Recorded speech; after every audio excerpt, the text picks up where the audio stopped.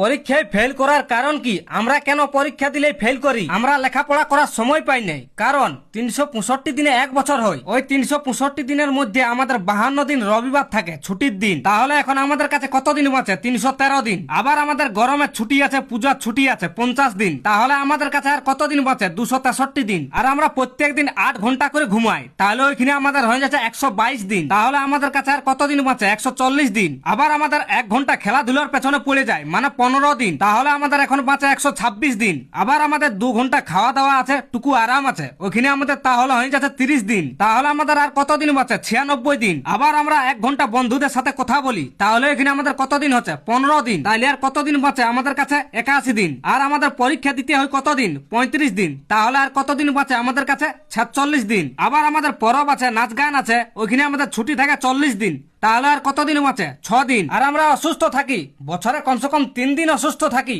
তাহলে আমাদের কাছে কত দিন বাঁচে? এখন 3 দিন। ওই 3 দিনের মধ্যে আমাদের ঘুরতে যাওয়া যাই করতে আমাদের 2 দিন চলে যায়, তাহলে আর কত দিন বাঁচে? 1 দিন বাঁচে। আর 1 দিনটা কি করতে? পড়াশোনা করব। ভাই জন্মদিন আছে, বছরে যদি একবার জন্মদিন না পালন করি তাহলে কি করে হবে? তাহলে আর কোথায় লেখাপড়া করার সময় পালি? ওই জন্য আমরা পরীক্ষায় ফেল করি।